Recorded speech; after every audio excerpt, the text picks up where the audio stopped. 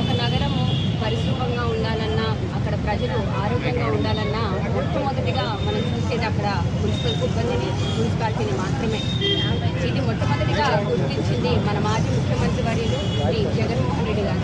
ఆయన ప్రజా ప్రభుత్వంలో జియో నంబర్ 7 కింద ఆయన అడగక ముందుగానే అప్పుడు వర్కర్లకు మరి 10,000 నుంచి 13,000 వరకు, మరి హెల్త్ కేర్ వర్కర్లకి 15,000 నుంచి 21,000 వరకు అడగక ముందుగానే ఆయన చేయడం జరిగింది.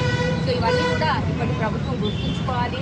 ఎప్పటికైనా మున్సిపల్ సిబ్బందికి, మున్సిపాలిటీకి వాళ్ళ అందరి దగ్గర ఉండాలని, అలా ఉంటేనే ప్రజలు బాగుంటారని తెలియజేస్తూ, అలాగే వైఎస్ఆర్సీపీ ప్రజా పబ్లిక్ రిప్రజెంటేటివ్స్గా మేమందరం కూడా ఈరోజు మన మున్సిపల్, అలాగే ముఖ్యంగా ఇంజనీరింగ్ డిపార్ట్మెంట్ వాళ్ళకి సంఘీభావం తెలియజేస్తున్నాం. Thank you. Shilpa Sahakar chairperson గారైనటువంటి నాగిరెడ్డి మేడం గారికి, మరియు వాళ్ళ సమస్యల కోసం పోరాడుతున్న ఇంజనీరింగ్ సిబ్బంది వారికి నా హృదయపూర్వక అభినందనలు తెలుపుతున్నాను. ప్రభుత్వం చెప్పిన ఇప్పుడు వివరించినటువంటి జీవో నెంబర్ ప్రకారము వారికి సకల సౌకర్యాలు కల్పించాలని ప్రభుత్వాన్ని కోరుతూ దీనికి పూర్తి సంఘీభావాన్ని మున్సిపల్ కౌన్సిల్ తరఫున మేము సంఘీభావాన్ని తెలుపుతున్నాము.